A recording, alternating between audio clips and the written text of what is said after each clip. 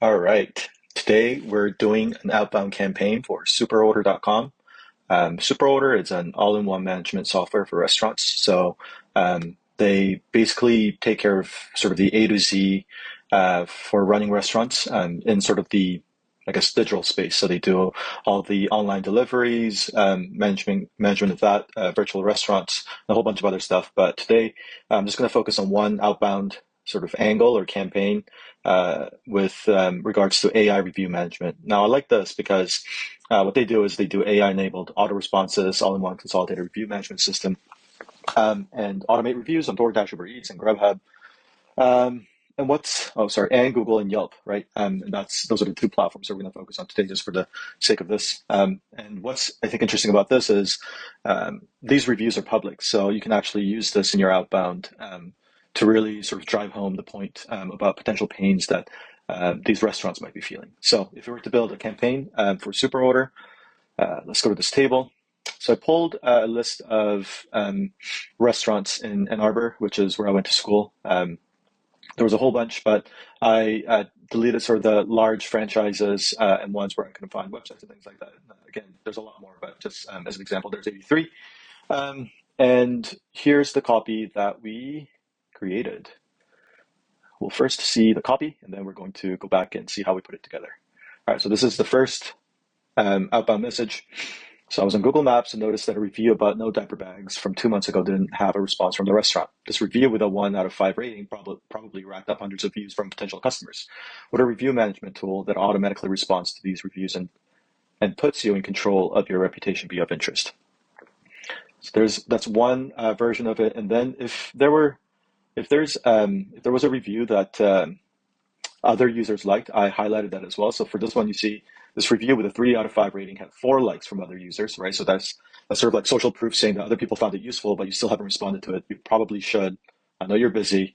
What if we did that automatically for you, right? And then I think what's kind of interesting about this campaign is that we could send a follow-up, sort of a fun follow-up saying, oops, forgot to attach the customer review in my previous email. And what I do here is actually, if I just copy this and then go here, you can actually see the screenshot of the review that I mentioned, right? So you can basically attach it to an email or Instagram direct message or whatever it is, and send it to them and kind of let them know, hey, this is the specific review that I'm talking about, and I took a screenshot of it and I'm sharing it with you, right?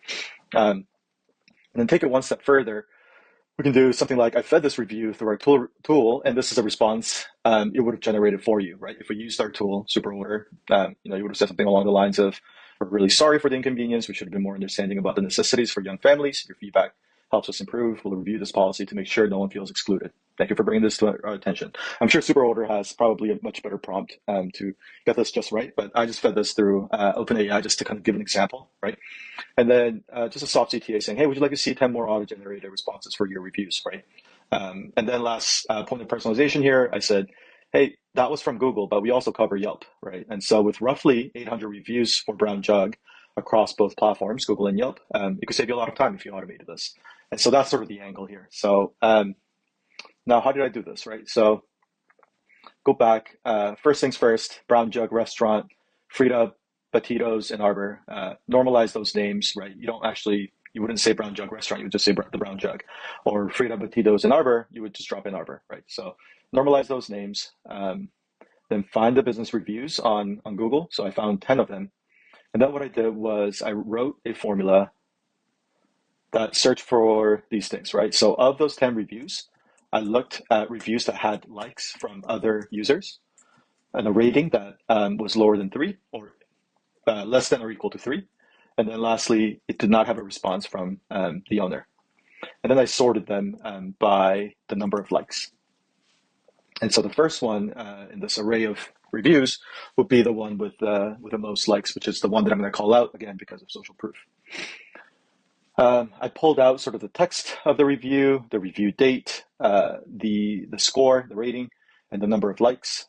And then I basically just fed them through into AI, right?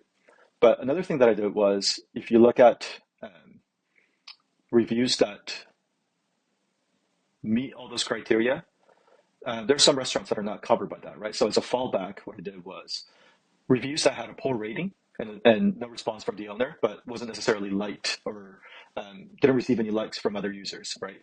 This way, we got better coverage for example, these first three restaurants. We got some reviews that fit those criteria. Here we didn't, right? So then I merged those two categories of reviews together, and then got nice coverage across 83 restaurants, right? The second line is I say, hey, this review with 1 out of 5 rating probably racked up hundreds of views from potential customers. Like I don't actually say, hey, this review probably got likes because it didn't, right? But if it did get likes, then I mention it. It had 3 likes from other users and probably hundreds of views from potential customers. So this is obviously stronger, but in case I can't say that, then I fall back to this. And then I just also ran Yelp enrichment to get the reviews. Looked at how many reviews or ratings the restaurant had, and then the second thing I think that could be interesting is this the screenshot, right? And so for the screenshot, I wrote a script that basically goes to the URL of the review, right? And it's Google, so you need sort of like anti-bot detection mechanism, and there's a bunch of services that provide that. I just used Zenrows, which is pretty affordable as far as scraping goes. Sent the Zenrows bot to the review, waited for a few seconds until everything loaded, take a picture of it, and then save it online in a public drive so that I can refer back to it and I can link it in my email. So that's what's happening here with this API. And then lastly, I built a very simple AI prompt that basically just responds to the negative ratings, the negative reviews, saying, hey, write a response on behalf of the owner to a poor Google business review from a patron of a customer. From a just customer. Keep it short and apologetic. Keep it conversational, right at 5th grade English level. And that was it. Obviously, I'm sure the folks at SuperOrder have a much more sophisticated prompt or system for this, but I just want to give sort of a taste of what would be possible for these business owners. So that's how I would run a campaign for SuperOrder. That's probably one of many ideas because I think there's a ton of interesting things that we could do. So for example, just brainstorming here, in terms of order management, manage all your online orders. So we could probably go to check out DoorDash, Grubhub, Uber Eats, and see if this restaurant has business on all 3 or 2 or 1, right? And based on that, we can probably craft a message like, hey, I see that you're only on 1 with SuperOrder. We make it super easy to be on all 3, something along those lines.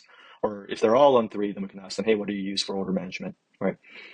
Virtual restaurants, again, I think for like Uber Eats, they say the virtual restaurant's name and then say like buy and then the original restaurant's name. So if that sort of convention held true for all 3, then we could probably do something similar where we scrape the websites and see if a restaurant already has a virtual restaurant or not. So yeah, those are some ideas for SuperOrder. I think because they do so many different things for restaurants, and there's a lot of restaurants and a lot of interesting information about restaurants like reviews and things like that are available publicly, that there's a lot of different sort of outbound angles here. So hope you found that useful or interesting. And if you have any questions, feel free to drop them in the comments. Thanks.